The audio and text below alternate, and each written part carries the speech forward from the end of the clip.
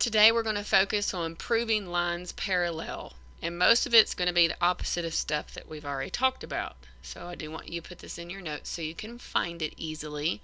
The first one is postulate 3.2, says this is the converse of the corresponding angles theorem.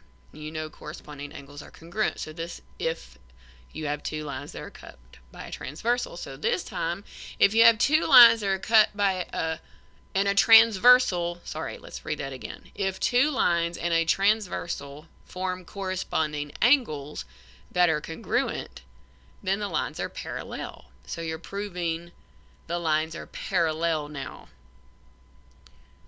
So I want you to copy this in your notes so you will know that.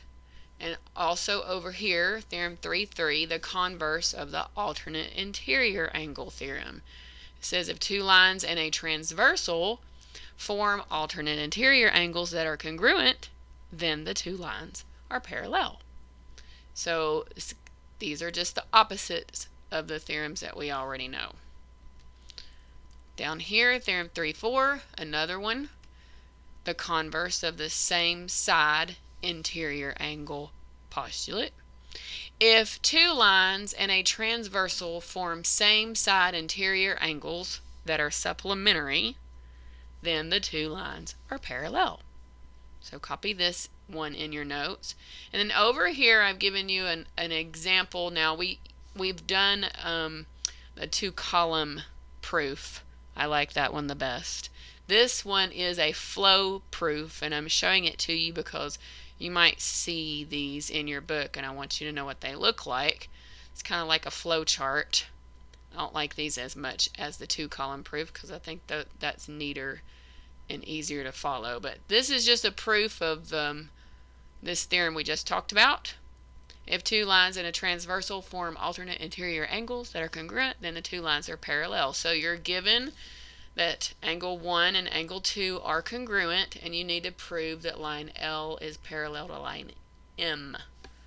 So when you do a flow proof, this is what you're given, and because you're given this, you can we also see that angle 1 is congruent to angle 3, and that's our vertical angles theorem.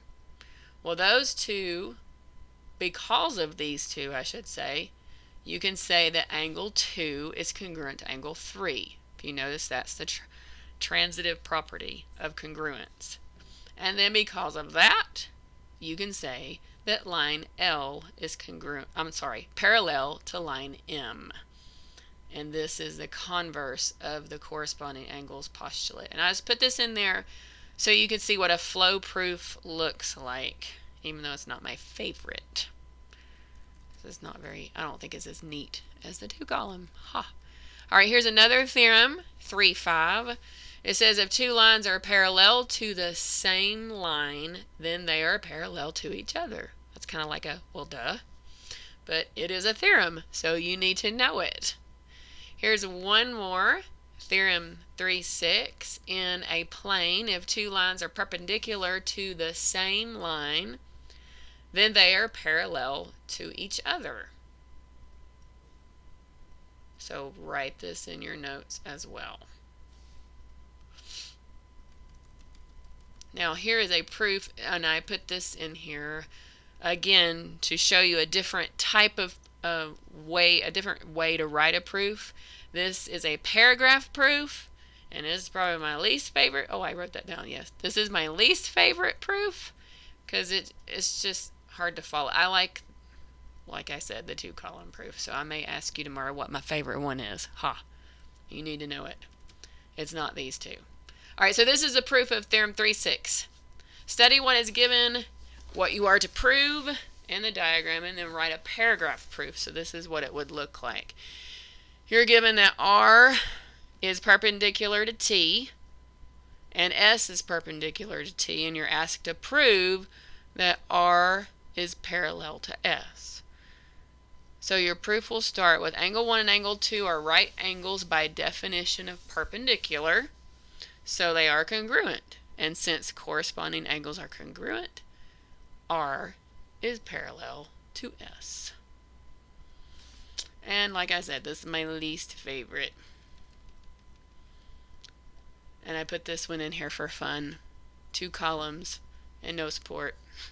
Hopefully when you write your 2-column proofs, you will have some support. So this is not too hard today, just some opposites up here of what we've already talked about, and then some different examples of how to write proofs. Not my favorite types, but nonetheless.